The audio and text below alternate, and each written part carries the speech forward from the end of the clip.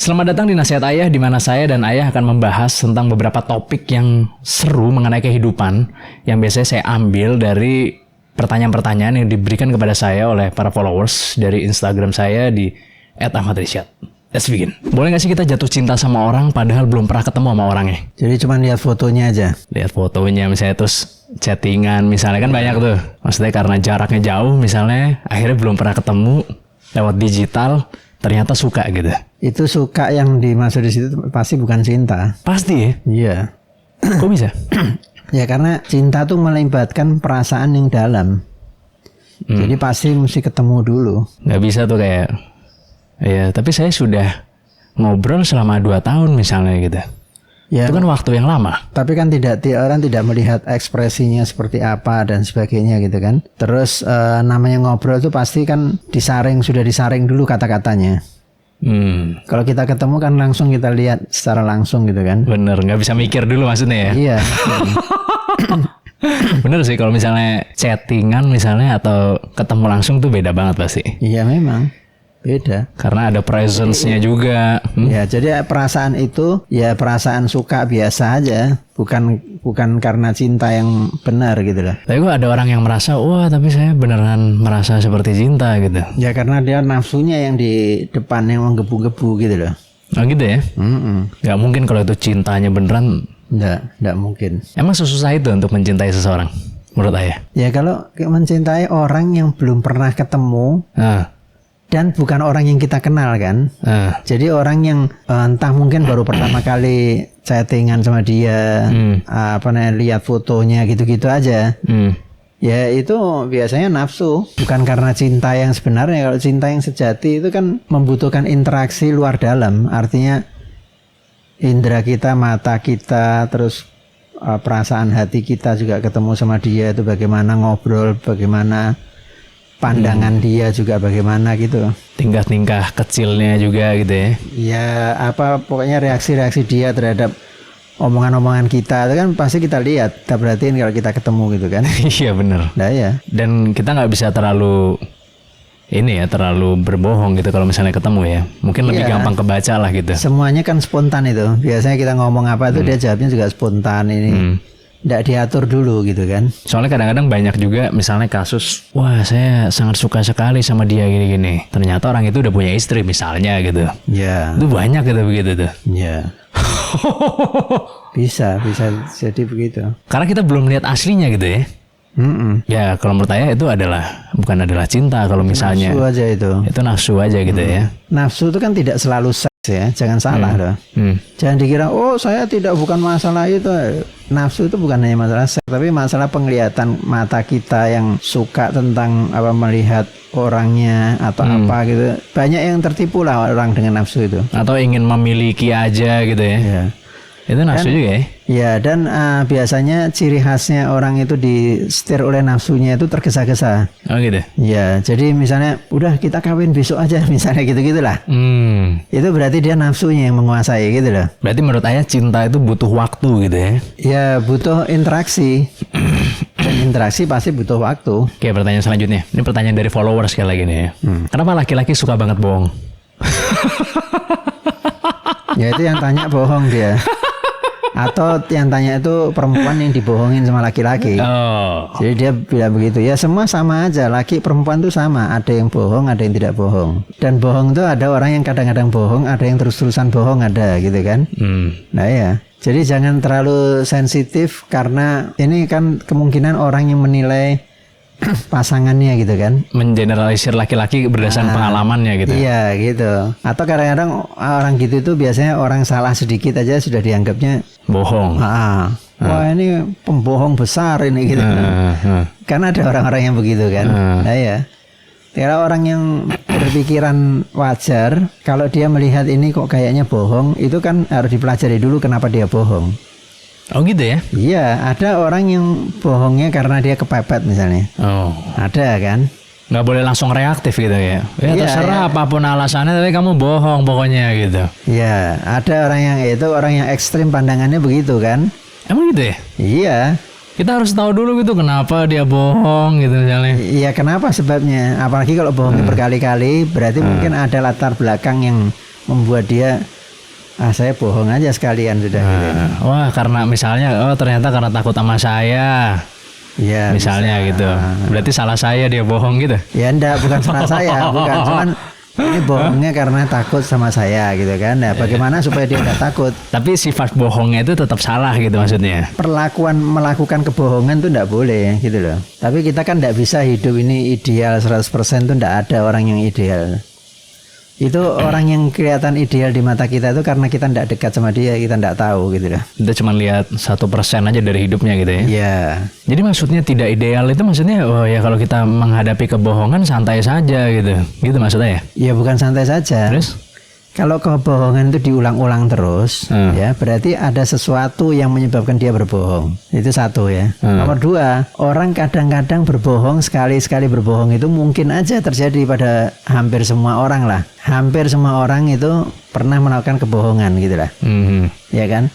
Kalau ada orang bilang saya seumur hidup tidak pernah bohong, menurut ayah kayaknya mustahil. Nah mustahil. Mungkin ada bohongnya, kadarnya bohong kan beda-beda.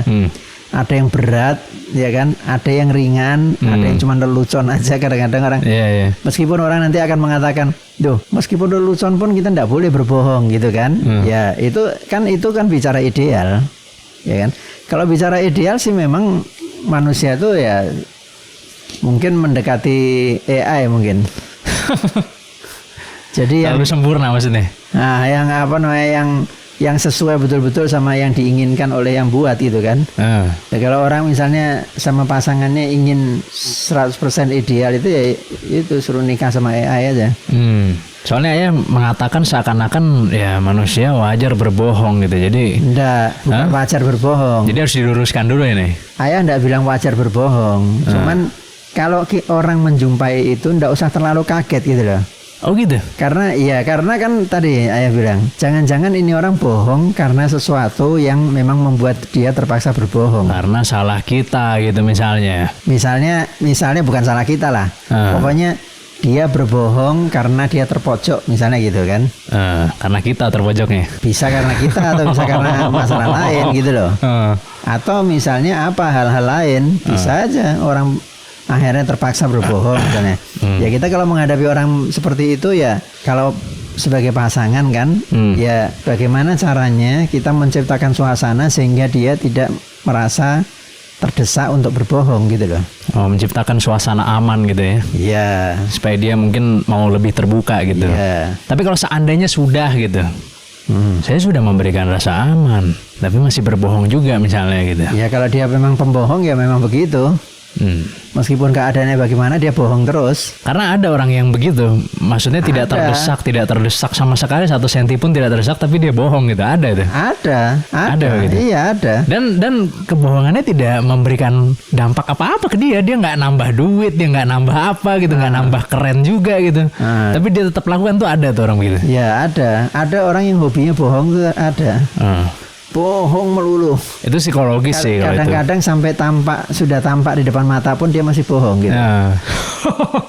Ya ada orang yang begitu. Tapi itu masalah psikologis kan, ya. Ya itu kan pengecualian yang tidak bisa ditarik kesimpulan kan tadi bilangnya kan semua laki-laki. Betul. Gitu kan? Ya, tapi cukup banyak sih orang yang begitu sih. 1 dari 10 lah. Kalau menurut aku yang suka bohong just for the sake of lying gitu. Cuman pengen bohong aja gitu. Ya. Ayah setuju nggak? Ayah nggak tahu datanya ya nggak tahu. Apakah betul itu 1 dari 10 atau 1 per berapa ya nggak tahu. Ya dari pengalaman hidup lah gitu. Rasanya kayaknya 1 dari 10 deh gitu. Ayah setuju nggak? Ayah sih tidak merasa seperti itu. Oh lebih sedikit lagi harusnya. Kalau menurut ayah. Jadi intinya yang pertama kebohongan itu bukan soal gender ya karena ya. Sebenarnya wanita adalah pembohong terbaik sebenarnya. Maksudnya kan itu tertulis sendiri kan. Maksudnya tipu daya muslihat itu pasti lebih jago wanita daripada laki-laki gitu. Ya ayah juga tidak mau menilai begitu karena ayah tidak punya datanya. Enggak, bukan data. Maksudnya kayaknya ada deh di tulisan di mana ya bahwa tipu daya muslihat itu sebenarnya kalau mau dimaksimalin dengan tujuan tipu daya gitu pasti paling jago wanita gitu sebenarnya. Oh itu berkaitan Quran misalnya. Itu bukan? Mengenai ayat Quran itu. Kayaknya iya, aku pernah dengar. Ya, kalau itu inna kaidahunna azim itu ayat Quran ada yang mengatakan begitu. Itu maksudnya itu sungguhnya tipu daya perempuan itu siapa? Yaitu yang mengganggu Yusuf, Zulaiha namanya. Tipu dayanya Zulaiha itu sangat besar gitu loh. Bukan tipu daya perempuan, semua perempuan enggak. Bukan semua perempuan maksudnya suka menipu, bukan. Tapi maksudnya ketika mereka memang fokus punya objektif untuk menipu, nih ada dua nih, laki-laki dan perempuan. Sama nih objektifnya pengen nipu doang gitu. Iya. Biasanya perempuan akan lebih berhasil pasti. Karena satu aspek sebenarnya, aspek seksualitas. Iya kan? Nggak tahu ya. Ayah nggak berani menarik kesimpulan begitu. Oke, kalau menurut aku sih kayak gitu. Yeah. Menurut aku sih kayak gitu. Jadi maksudnya ya sama lah. Dua-duanya pasti ada yang bohong, ada yang jujur gitu sebenarnya. Iya. Namanya manusia itu pasti ada sebagian dari orang-orang itu yang tidak sesuai harapan orang lain gitu kan. Termasuk berbohong ini kan tidak sesuai harapan. Dan yang pasti itu udah pasti salah gitu ya. Salah. Udah pasti salah. Tapi kalau kita mau jadi the bigger man, kita coba cari tahu kenapa dia berbohong. Iya. Kalau kita mau jadi yang lebih dewasa lah. Iya. Iya kan? Karena kan kalau ini yang bicara ini adalah seorang istri tentang suaminya, ya dia harus mencari bagaimana caranya untuk membantu suami itu supaya tidak berbohong gitu loh. Kenapa? Jangan lupa perkawinan itu mempersatukan dua orang loh. Jangan dianggapnya bahwa sudah married sekalipun tuh sendiri-sendiri, itu tidak. Begitu married itu sudah merupakan satu kesatuan suami istri itu gitu loh. Jadi harus saling tolong menolong, harus terbuka. Komunikasinya harus bagus gitu. Gimana cara mengikhlaskan orang yang kita cintai? Ya, maksudnya mengikhlaskan di sini dia pergi dari kita. Dia gitu. Pergi dari kita misalnya, tapi kita, waduh, tapi saya sangat mencintai dia. Gimana ya caranya supaya saya bisa mengikhlaskan dia gitu? Ya itu kan memang kan gini. Setiap pertemuan pasti ada perpisahan, ya kan? Kalau tidak sekarang mungkin nanti bulan depan, tahun depan, atau mungkin 10 tahun lagi gitu loh. Jadi perpisahan itu adalah sesuatu yang wajar. Dalam setiap pertemuan pasti ada perpisahan gitu loh. Itu harus dimasukkan di dalam pikiran kita. Sehingga suatu ketika kalau kita ditinggal atau apa, kita tidak terlalu sakit gitu.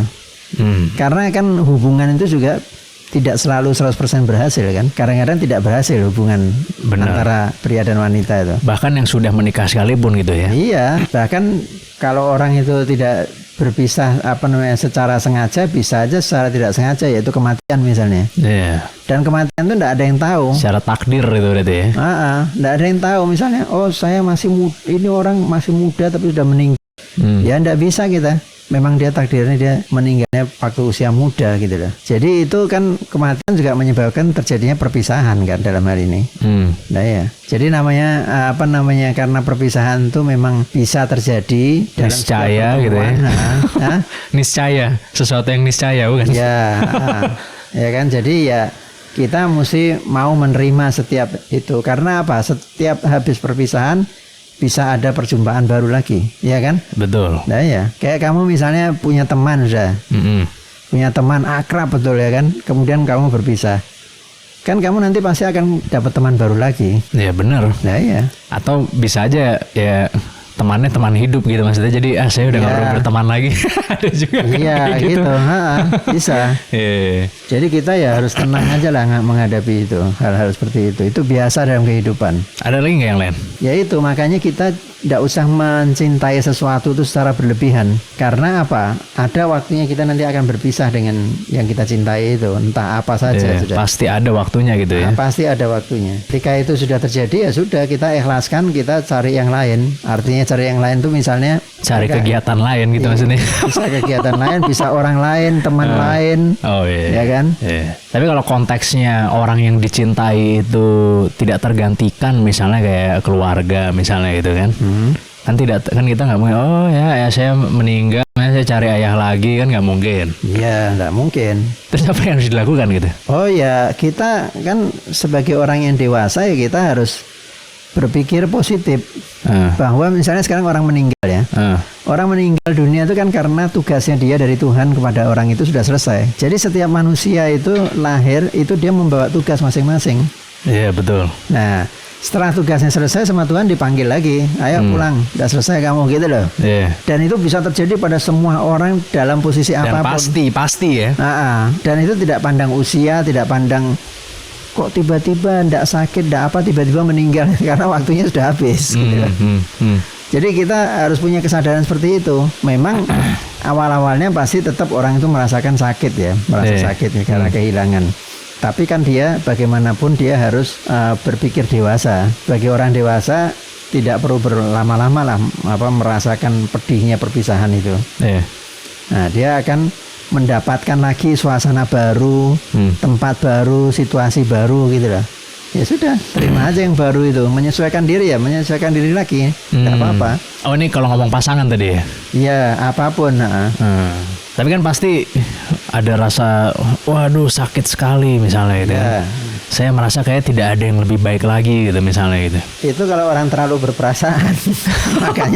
makanya kalau orang. Tapi orang tidak bisa memungkiri banyak kejadian hal yang seperti itu dong. Itu awalnya gitu loh. Awalnya hari-hari pertama gitu. Nah sekarang contohnya sekarang ya. Saya kasih contoh misalnya sekarang gini. Ayah terhadap abahnya ayah. Enggak ini konteksnya udah ke pasangan lah sekarang. Oke, apalagi pasangan lebih muda lagi. Oke. Ya. Jadi misalnya seseorang si A dengan pasangannya gitu kan. Pada waktu pasangannya meninggal, dia sakit sekali pasti. Dan kelimpungan lah istilahnya. Mungkin kalau tapi kan meninggal masih mending sebenarnya kayaknya. Kayak buat orang-orang meninggal masih mending. Kasih contoh lagi. Misalnya meninggal. Ketika dia meninggal itu rasanya sakit sekali gitu kan. Tapi dalam tempo mungkin 1 bulan gitu dia sudah tidak berasa lagi. Ketidakhadiran orang itu. Begitu juga orang yang membina hubungan relationship ya kan antara laki-laki dan wanita. Kemudian salah satunya pergi, ya kan? Ya mungkin pada waktu awal-awalnya rasanya tidak nyaman. Tapi setelah itu setiap manusia kan dikasih akal sama Tuhan. Iya betul. Dengan akalnya dia akan mencari penyelesaian terhadap masalah yang dihadapi, ya kan? Makanya kalau orang tidak mau menyelesaikan masalahnya kan dia jadi orang tidak berakal lagi.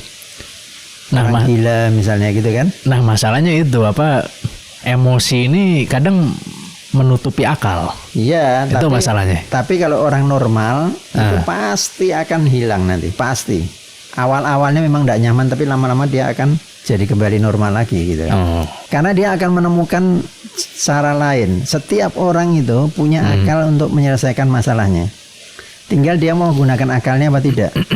Kalau dia tidak menggunakan akalnya, dia mengikuti perasaannya terus-menerus, ya dia terpuruk. Nah itu ya salah dia sendiri. Makanya orang belajar dewasa itu belajar menggunakan akal pada tempatnya gitu loh. Jadi maksudnya mengikuti perasaannya terus menerus sehingga terpuruk kan berarti kita kabur dari perasaan kita, maksudnya itu? Ya artinya gini, kita itu dengan akal kita akan menganalisa sendiri. Oh ini memang sudah waktunya dia untuk berpisah sama saya. Maksudnya apakah kita harus kabur dari perasaan? Kan pasti kan nggak mungkin kita langsung berpikir, oh ya ini tidak cocok begini-begini, buang, oke kita ganti lagi. Kan kalau kita sayang kan nggak mungkin seperti itu pasti kan? Iya, ada orang yang begitu, ada yang tidak kan? Orang yang begitu mah udah pasti nggak sayang tuh kalau kayak gitu. Kan pasti. Kalau saya pasti mikir. Makanya kan gini, ada perasaan lah di situ gitu maksudnya. Jadi gini, relationship di luar perkawinan itu udah pasti itu harum. 70% nafsu. Bukan seperti cinta yang dengan hati, dengan perasaan, penuh perasaan, tidak. Nah, kalau dia ditinggal ya dia tidak akan lama.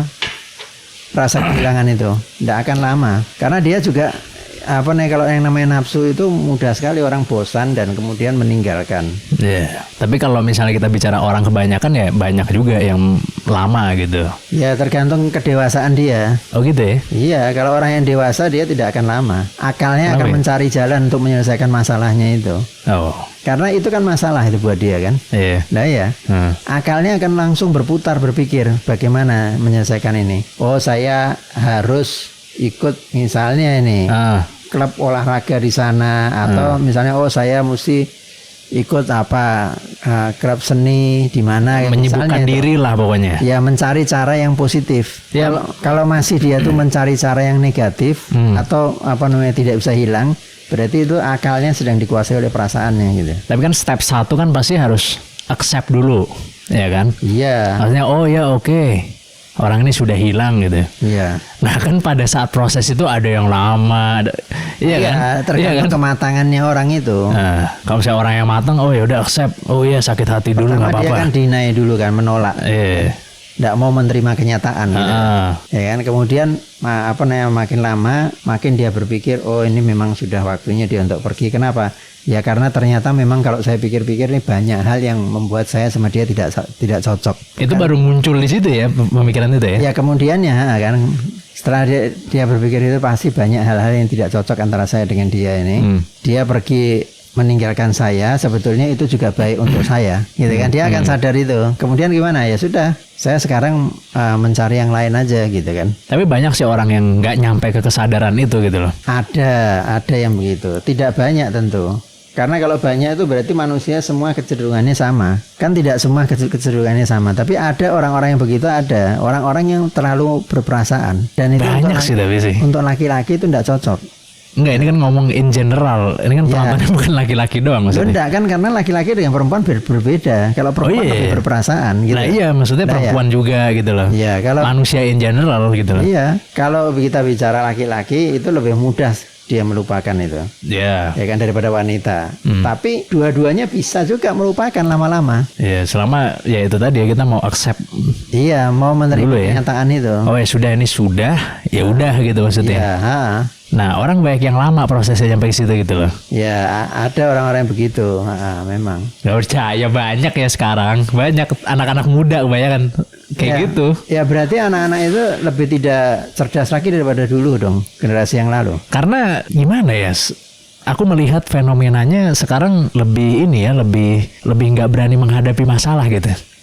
Jadi kayaknya lari. Saya lari aja. Oh ya udah biarin saya lari kemana, tapi nanti balik lagi ke situ karena nggak diselesain masalahnya gitu loh.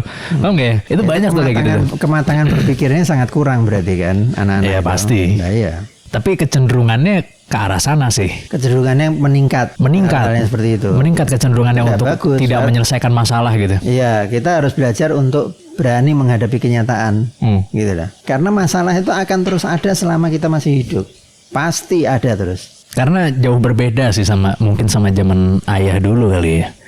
Oh zaman ayah kayaknya tak lihat orangnya, oh ya sudah begini saja, begini jelas gitu.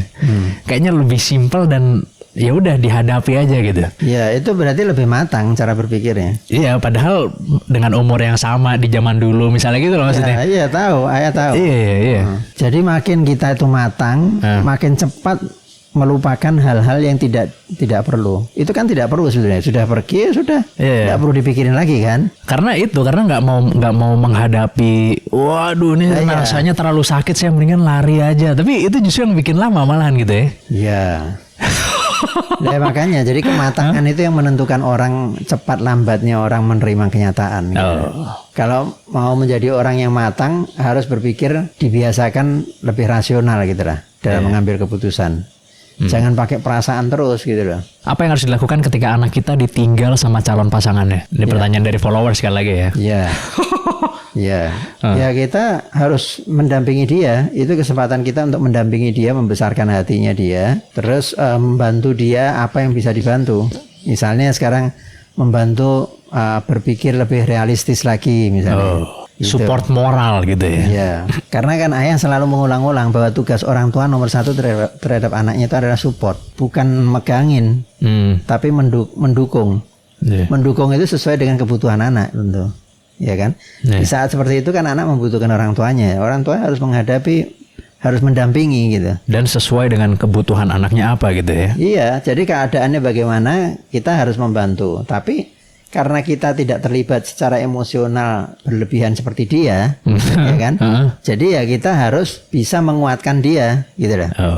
Ya mungkin salah satu kuncinya itu tadi bilang ya kalau mau membantu ya kita harus paham anaknya butuhnya apa gitu ya. Iya.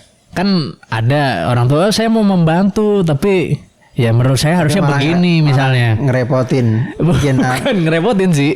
Cuma maksudnya bantuan yang diberikan itu berasal dari kepalanya gitu loh. Iya. Menurut saya harusnya begini gitu. Iya. Bukan dia butuhnya apa gitu. Dia boleh memancing. Ya kan, memancing pikiran anaknya itu supaya anaknya mengikuti alur yang lebih rasional, lebih dewasa gitulah. Tapi bukan mendikte satu-satu karena tidak mungkin, setiap orang pasti berbeda-beda. Ya itu yang disebut support itu ya sesuai kebutuhan dia kan. Dia butuhnya apa kan gitu. Dari mana taunya misalnya dia butuhnya apa gitu? Apakah harus diajak ngomong, apa ditanya. Ini kan mungkin ada orang tua juga yang nonton ini kan. Iya. Gimana? Ya kalau kita masih bisa kita ajak bicara, kita ajak bicara ya. Tapi kadang-kadang orang kan mengurung diri misalnya ini kan. Kalau dia misalnya mengurung diri, kita tarik dari lingkungan itu supaya dia berbaur dengan suasana yang ada di sekitarnya. Tidak mengisolir diri, misalnya gitu. Oke. Ya kan. Kemudian kalau dia itu bisa diajak bicara, ya kita ajak bicara secara perlahan-lahan dari jauh. Jangan langsung masuk ke inti persoalan gitu loh. Maksudnya diputar-putar dulu baru nyampe gitu kayak politisi gitu ya.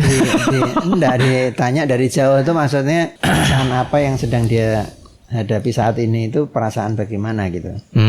Apa misalnya takut, apa dia misalnya malu gitu loh. Kita tanya dulu, kan bisa macam-macam itu. Ada yang misalnya gini, saya merasa malu karena orang semua sudah pada tahu saya itu sama dia dekat, tiba-tiba putus. Undangan sudah disebar misalkan gitu kan.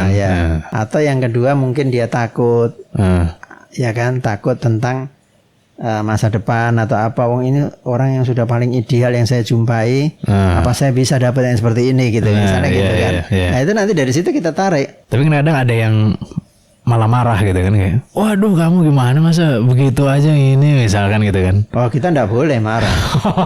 Kita enggak boleh marah ya. Kita harus mengerti perasaan dia. Memang dia pasti akan mengalami guncangan, ya kan. Ketika kita tahu dia mengalami guncangan, ya kita support. Nah supportnya itu tergantung sejauh mana. Kalau dia misalnya sangat ekstrim jauh, ya harus pelan-pelan ditariknya, bukan langsung kepada inti persoalan gitu loh. Tapi yang penting diketahui itu tadi, ini dia yang paling dia rasakan apa? Rasa takut, apa malu, atau gimana gitu, kecewa. Itu dulu dicari. Nanti dari situ baru kita ajak dia bicara, ya kan, kita bantu. Kalau kita tidak bisa membantu, orang tua tidak bisa membantu, ya bawalah ke psikolog misalnya. Apakah ayah pernah merasa takut jadi orang tua yang gagal? Rasanya tidak pernah ya. Nggak pernah ya? Tidak pernah. Sekarang kan banyak narasi-narasi, maksudnya saya takut menjadi orang tua yang gagal misalnya pada anak saya. Ayah rasanya tidak pernah merasa seperti itu. Kenapa? Karena ada hal-hal yang menjadi perhatian bagaimana kita itu supaya percaya diri dan mau menjadi orang tua sesuai dengan lingkungan anak-anak kita dan sebagainya, dan masyarakat juga gitu loh. Jadi ya itu, kalau ayah kuncinya kan nomor satu, support and support, terus mendorong terus. Ya kan. Nah kalau kita itu mendorong terus, pasti anak juga akan berani, akan maju dan sebagainya, ya kan. Nomor satu itu. Kemudian di samping itu juga jangan lupa didoakan terus anak. Ayah pagi malam doa terus untuk anak-anak itu gitu loh. Ya kan. Jadi apa yang kita doakan supaya dia sukses dan selamat di dunia dan di akhirat. Intinya itu gitu loh. Kita doakan. Terus kita kasih contoh yang baik. Kalau orang tua ngasih contoh yang jelek, misalnya marah, banting-banting piring segala macam misalnya, itu ekstrimnya lah ya. Atau apa hal-hal yang ya anak nanti juga akhirnya kecewa dan menjauh dari orang tua kan. Tapi nggak pernah terbesit sedikit pun misalnya, waduh saya takut juga nih kalau saya gagal dalam mendidik anak misalnya, atau nggak pernah. Kalau ayah saya lihat wah ini anak saya ini bandel sekali nih, saya takut gagal nanti misalkan gitu. Ya gini. Kalau merasa takut anaknya itu gagal atau apa, ya kita terus langsung bertindak. Apa yang kita lakukan gitu loh. Berdoa, minta sama Allah Subhanahu wa taala, karena Allah tuh Maha Kuasa gitu loh. Kita minta, berdoa, kita doakan anak kita itu. Tapi nggak pernah melihat ke diri sendiri bahwa wah saya takut tidak mampu menjadi orang tua yang baik, itu nggak pernah ya? Nggak pernah. Soalnya kan banyak soalnya sekarang yang maksudnya merasa wah saya nggak tahu saya udah siap jadi ayah atau belum misalnya, nanti secara keuangan gimana misalnya, atau sekarang apa yang ditakutkan? Misalnya sekarang gini, secara keuangan, rezeki itu di tangan Allah. Ayah percaya 100%. Bukan percaya di sini bukan berarti terus tidak bekerja. Ya tetap ayah kan kerja keras juga, ya kan? Dan berdoa minta sama Allah. Sudah, habis itu kita pasrah. Dan ayah pada saat itu maksudnya memulai tidak dari orang kaya gitu maksudnya ya, pada saat itu gitu loh. Iya kan? Iya. Mungkin kan banyak orang yang nonton misalnya, wah ini pasti orang kaya misalnya gini-gini kan banyak kan. Biarin aja. dia membuat hayalan sendiri, kita kasih kesempatan dia untuk berhayal gitu loh. Padahal sebenarnya mulainya benar-benar dari bawah. Mulai dari nol.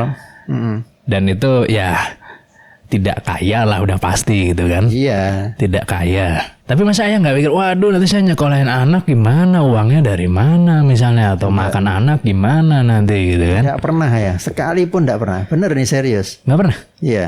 Oh karena ayah saya yakin itu gitu maksudnya ya? Iya. Dan itu selalu yang terpikir itu, yang memang ayah takutkan itu hanya satu hal aja. Memberikan makan untuk anak dengan cara yang haram. Itu aja yang tak takutkan. Jadi untuk mengatasi masalah itu gimana? Ya kita menghindar dari memberikan anak, keluarga, bukan hanya anak, termasuk istri juga kan, dari rezeki yang haram. Satu itu, ya kan.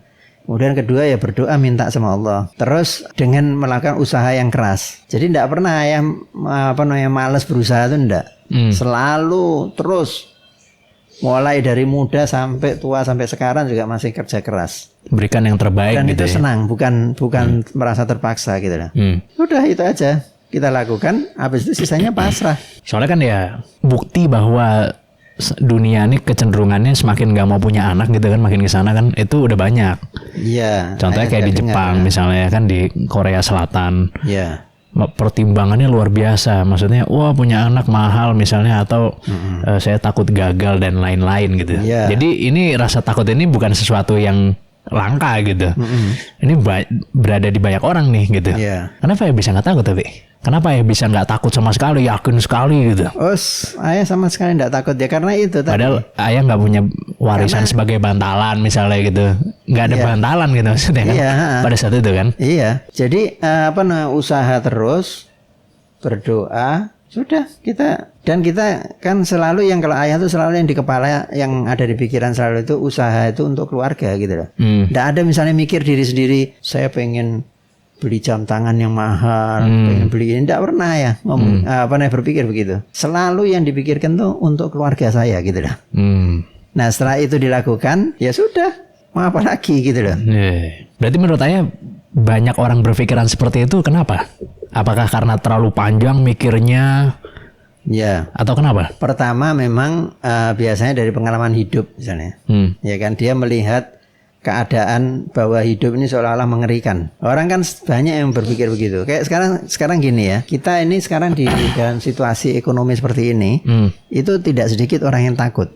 Banyak. Ya, nah, ayah merasa enggak takut sama sekali gitu. Tapi bukan berarti tidak berusaha, bukan berarti tidak berpikir. Malas-malasan gitu ya. Ya tetap kita usahakan, tapi ya sudah. Dibilang nanti akan terjadi situasi begini, ekonomi hancur. Harga beras akan melonjak ini, jadi mulai sekarang makanya tanam buah-buahan di rumah ini. Itu kan orang kan pikirannya ke sana. Idenya untuk mengembangkan pangan itu ayah setuju banget, ya kan, bagus.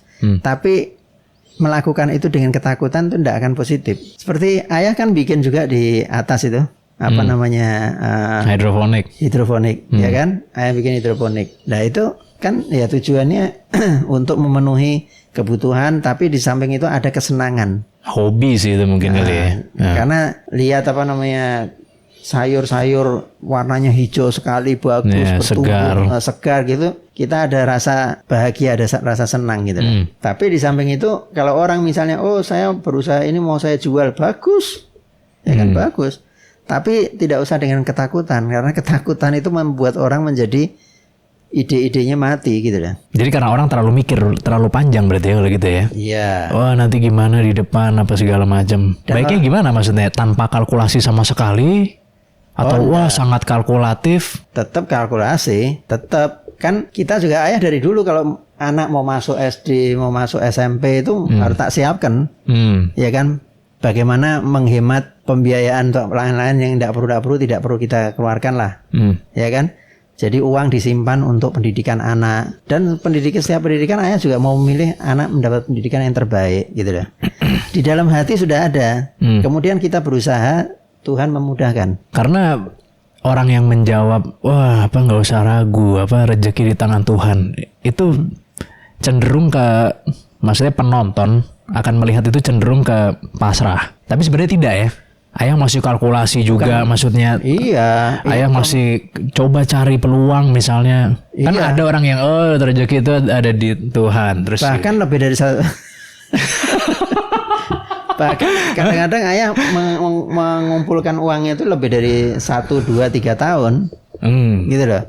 Jadi nanti 3 tahun lagi si ini mau kuliah ke luar negeri misalnya, ya kan? Dari sekarang ini sudah kerja keras, kumpulin uang, hemat hidup hemat gitu loh. Tidak beli yang tidak perlu, tidak usah rekreasi berlebih-lebihan.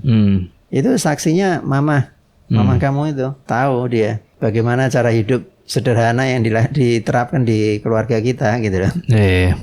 Jadi ya ini semua sebenarnya soal keberanian aja gitu ya maksudnya ya. Betul. Berani apa enggak gitu ya. Iya. Bukan soal wah iya tapi menurut prediksi saya begini akan hancur bla bla bla sehingga itu, gitu. Itu semua yang gitu-gitu itu konsumsinya pengambil kebijakan. Kalau kita enggak akan bisa apa-apa. Iya benar. Iya kan? Nah, jadi kayak misalnya ini nilai dolar akan nilai rupiah akan turun anjlok. Kita mau apa? Ya kita enggak bisa apa-apa ya kan? Ya paling mindahin duit aja ke mata uang lain. Ya berapa uang kita? Kecuali kalau uang kita triliun-triliun itu lain lagi, ya kan? Ya sudah kita jadi usaha maksimal, berdoa, pasrah sudah, jalani terus hidup, tapi tetap kerja keras. Maksudnya informasi itu tetap berharga gitu ya, maksudnya ya kita bisa melakukan sesuatu tentang itu, tapi bukan untuk jadi takut gitu ya? Ya itu dipakai untuk memicu semangat kita itu bagus, bukan untuk membuat kita jadi serem gitu. Kayaknya nggak usah punya anak dulu deh. Iya. Lihat habis 2030 gimana baru gitu misalkan gitu kan. Itu enggak pernah ayah mengenal begitu. Ayah nggak pernah begitu ya? Wah 98 begini misalnya waktu itu kan. Jangan punya anak dulu deh. Enggak ya?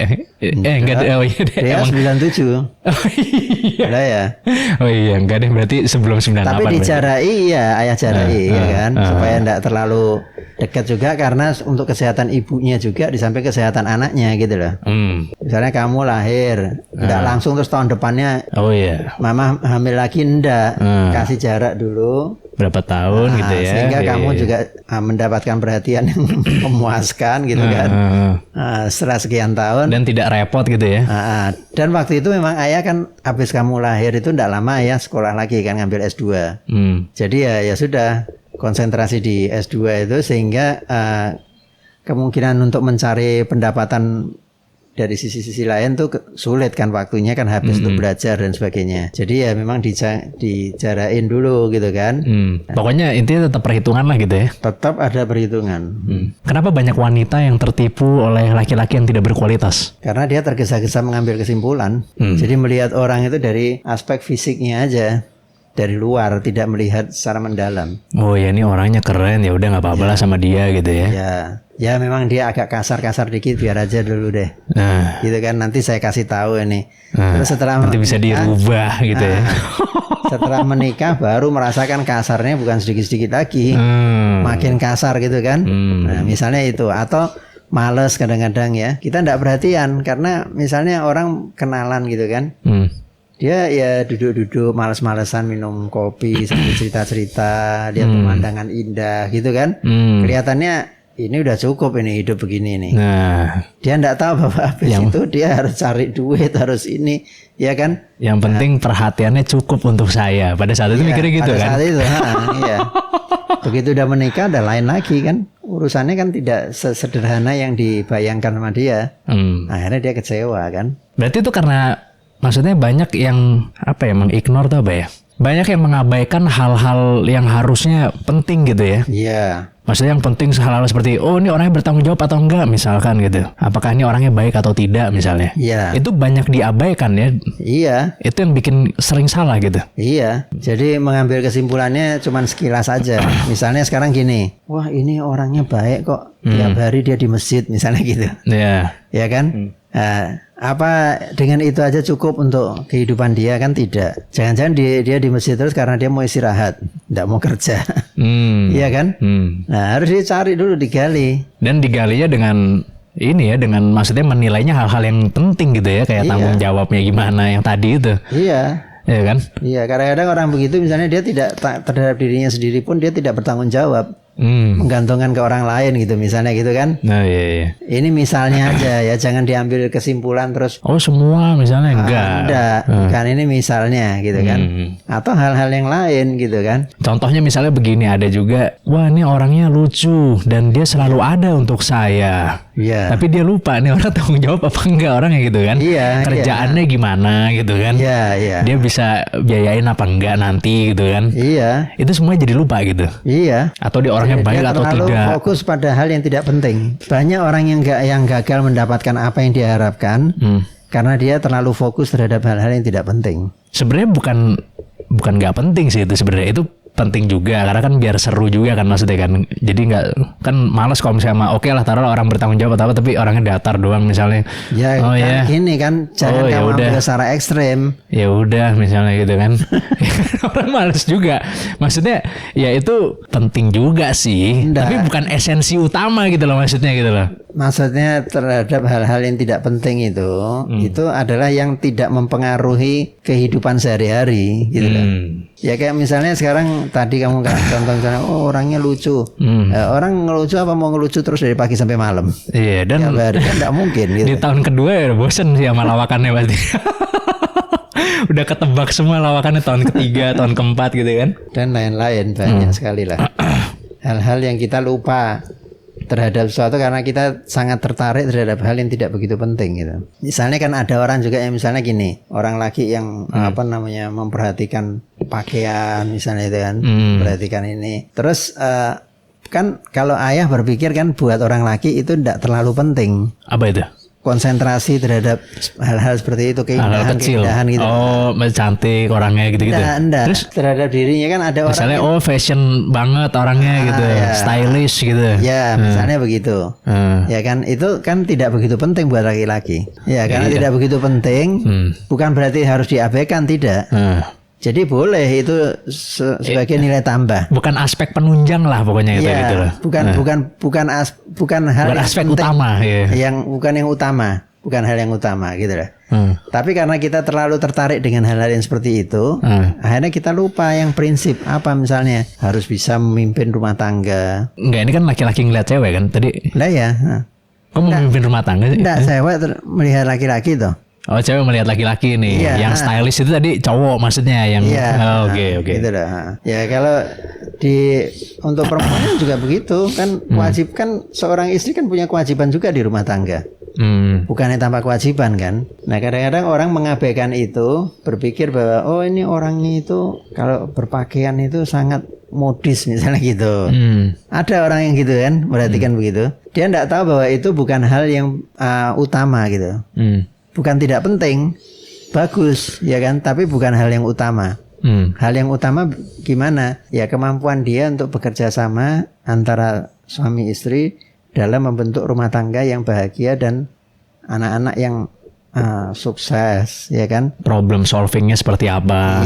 Cara menyelesaikan masalah? Iya. Itu semua bisa lupa ya, maksudnya dengan tapi gak apa-apa lah kan dia keren maksudnya. Gitu. Iya. Lupa ya bisa ya gitu. Iya. Banyak orang yang lupa. Banyak sih. Banyak sih. Iya. Kalau orang laki biasanya lihat perempuan kan pertama kan cantiknya dulu yang dilihat. Betul. Nah ya. Betul. Itu yang membuat kadang-kadang terus dia lupa. Ini orangnya bisa ini juga nggak gitu loh, punya nilai-nilai juga nggak di dalam dirinya gitu ya. Karena kan kecantikan itu ya kalau dikejar nggak ada habisnya. Iya, kan dianggapnya sama calon suaminya itu yang penting orangnya menarik sekali. Saya seneng banget ini gitu. Saya dipuji-puji sama teman saya. Wah kok bisa kamu pakai pelet ya? Nah, ya kan. Makin penasaran dia kan. Iya betul. Banyak yang begitu tuh. Banyak. Tapi ya jangan sampai lupa gitu berarti ya hal-hal krusialnya itu ya. Iya. Hal-hal utamanya. Pokoknya itu harus diutamakan gitulah. Tapi justru kadang-kadang orang yang misalnya punya hal-hal utama yang bagus kadang malah kurang menarik gitu. Kadang. Tergantung dari cara kita memandang. Oh ini terlalu baik orangnya. Misalnya atau ini terlalu gini orangnya, itu terlalu gitu orangnya. Ya. Padahal itu value misalnya gitu loh. Ya. Jadi gini, kalau ayah memandangnya itu penilaian terhadap seorang laki-laki terhadap perempuan dengan seorang perempuan terhadap laki-laki tentunya agak beda. ya kan? Kalau orang perempuan menilai laki-laki kan yang paling penting adalah rasa tanggung jawab. Nomor 1 ya. Nomor 1 itu. Tapi menurut aku sih nggak banyak yang paham ini. Nah ya. Menurut aku ya. Iya, gitu. Maksudnya ya itu yang paling banyak terjadi kegagalan itu karena itu. Karena dia lupa tanggung jawabnya itu ya. Lupa menilai tanggung jawabnya laki-laki ini bertanggung jawab nggak sih gitu, lupa ya. Iya. Jadi dia tertarik pada hal-hal yang lain gitu loh.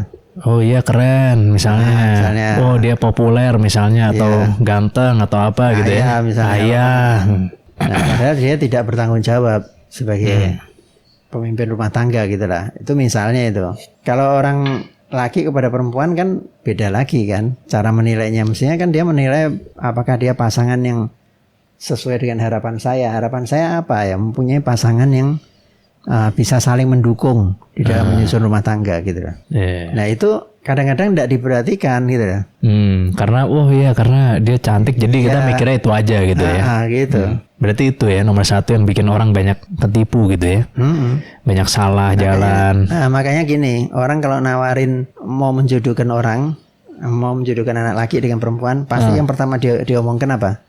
Ini orangnya cantik gitu loh. Di masyarakat kita begitu kan? Kalau enggak pasti udah ditutup soalnya nggak cantik ya udah gitu. Kebanyakan laki-laki gitu kan. Iya. Ini orangnya cantik. Gitu. Nah, apakah itu yang prinsip? Ternyata kan tidak prinsip gitu loh. Meskipun itu juga salah satu daya tarik dalam berumah tangga memang. Betul. Maksudnya kalau punya dignity sih, ketika orang secantik apapun kalau misalnya dia melakukan hal yang misalnya sangat disappointing maksudnya, kita pasti akan tetap melihat dia jadi nggak cantik sih harusnya ya. Harusnya. Ya kan tadi cantik banget nih misalnya, wah dia melakukan hal yang sangat mengecewakan misalnya gitu loh. Udah penting kan. Pasti udah. Iya kan. Iya. Jadi nggak cantik lagi gitu maksudnya. Dan itu nanti akan muncul ketika sudah berumah tangga. Takutnya telat gitu maksudnya kan. Udah terlanjur nikah baru muncul ya kan. Kan sebetulnya kan orang harus berpikir begitu itu sebelum dia berumah tangga kan. Tapi enggak, orang terbalik. Ketika sudah berumah tangga baru dia kecewa. Wah, kok begini ya gitu lah. Itu enggak sedikit orang yang begitu. Terus lama-lama melihatnya makin turun. Maksudnya kecantikannya makin turun lama-lama. Iya. Daya tariknya turun lama-lama. Yang paling penting untuk dilihat dari seorang laki-laki itu tanggung jawabnya. Tapi kenapa mayoritas cewek nggak mengerti itu? Ya karena pengetahuan yang kurang mungkin. Karena pengetahuan kurang itu kan gini. Ini kan life skillnya itu lah. Dia tidak paham betul bahwa kehidupan itu apa, proses di dalam kehidupan itu apa saja gitu lah. Jadi dia selalu mikir yang jangka pendek aja. Yang penting orang yang ganteng, duitnya banyak misalnya, terkenal, misalnya gitu-gitulah. Dia tidak tahu bahwa itu semua bisa habis. Nah ketika itu habis, nah dia bingung sendiri.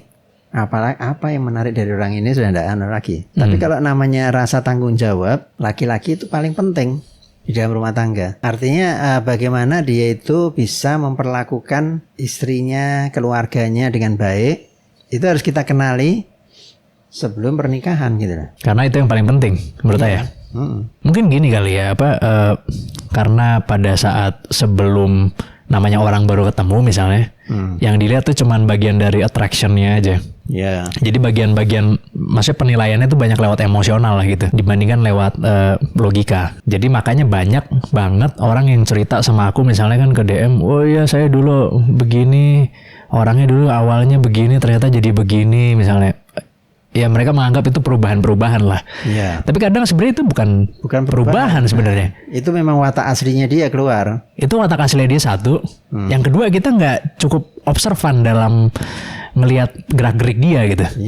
Jadi judgement kita kita nggak tercium adanya sikap dia yang tidak sesuai dengan apa yang kita harapkan gitu.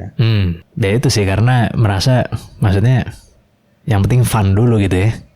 Walaupun bukan itu tidak penting, itu penting juga. Karena ya kalau nggak fun ya bosan juga gitu kan. Penting juga, tapi itu bukan hal yang utama ya. Dan orang juga kalau orang sudah berumah tangga itu kan banyak pikirannya itu lebih berpikir tentang anak-anaknya, kemudian kehidupan bermasyarakatnya gitu loh. Itu yang lebih terpikir bagi dia daripada hanya sekedar seperti orang pacaran aja. Kenal-kenalan, bersenang-senang itu kurang gitu loh. Itu kesenangan yang sementara ya. Ya itu mungkin pada awal-awal perkawinan orang berpikirnya ke sana gitu kan. Wow, pergi ke pantai lari-lari. Jalan-jalan kemana gitu ya. Soalnya banyak banget sih kasus, maksudnya orang yang tidak bertanggung jawab tuh banyak banget. Banyak. Baik yang DM ke aku atau misalnya yang lagi viral gitu. Ada orang misalnya, oh ya orangnya begini-begini, dia tidak bertanggung jawab, padahal misalnya ya sudah punya anak misalnya gitu loh.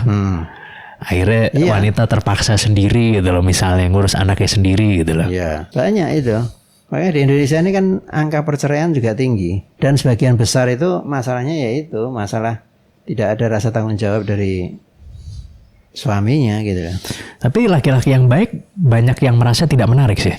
Laki-laki yang baik itu kurang menarik gitu. Lebih seru yang pendapatnya perempuan apa pendapatnya? Pendapatnya perempuan banyak begitu. Yang bad boy yang lebih seru gitu. Iya, kan tempo hari pernah kita bahas juga masalah itu kan. Karena orang melihatnya dengan mata nafsu. Jadi kalau melihat dengan mata nafsu, maka yang keluar hal-hal yang seperti itu memang. Yang sifatnya fisik bukan hati gitu loh. Atau yang sifatnya emosional gitu ya. Oh iya, orangnya lebih asik, lebih santai. Mungkin kan kalau orang baik misalnya kayak kalau ada masalah dia langsung ayo kita bicarakan. Kalau orang itu kan nggak usah dibicarain, santai aja. Iya. Ya kan, gue tinggal main kemana misalnya gitu kan. Jadi lebih asik gitu. Dan ketika nanti sudah berkeluarga, kalau begitu nggak usah dibicarain aja, orang kecewa. Nggak berjalan interaksi antara suami istri itu. Ketika sudah mulai serius baru kecewanya datang gitu ya. Iya. Mungkin kalau dulu sebelum serius mungkin itu merasa sesuatu yang asik gitu. Iya. Karena tidak perlu serius-serius banget. Iya. Kan kalau orang baik kan kesannya kan kayak terlalu serius banget kan, kayak sedikit-sedikit semuanya diomongin misalnya gitu kan. Iya. Tapi ya itu tadi yang seperti tadi Ayah bilang itu, bagaimana menyangkut perbedaan situasi itu membuat orang memang kadang-kadang berubah. Tinggal kita itu berubahnya ke arah positif atau ke arah negatif, itu juga tergantung pasangannya juga. Jadi pasangan itu juga mempengaruhi ini. Artinya laki-laki dipengaruhi oleh bagaimana pasangan wanitanya dari wanita gitu kan. Nah, dan sebaliknya wanita juga gitu. Jadi memang ya itu, bahwa keyakinan bahwa hidup itu setelah berumah tangga itu suami istri itu sudah menjadi satu gitu loh. Sudah tidak ada transaksional lagi, hitung-hitungan. Jadi ya intinya pilihlah pasangan yang nomor satu bertanggung jawab tadi ya. Kalau laki-laki ya, perempuan memilih laki-laki. Nomor satu rasa tanggung jawab. Punya rasa tanggung jawab yang tinggi. Bagaimana menilainya? Caranya? Mau tahu ini rasa tanggung jawabnya tinggi apa enggak? Ya lihat dia kedisiplinan dia dalam bekerja misalnya. Kalau janji, terus bagaimana menjaga si calon istrinya ini tadi kan. Menjaga ini maksudnya apa? Ya menjaga, memikirkan keselamatannya dia. Membantu kalau ada kesulitan gitu loh. Itu nama orang yang bertanggung jawab kan begitu. Kalau enggak begitu berarti dia tidak punya rasa tanggung jawab. Hanya mikir dirinya sendiri aja. Nah itu bisa diamati masing-masing. Kalau sudah yakin ya udah bismillah gitu aja ya. Iya. Oke. Thank you.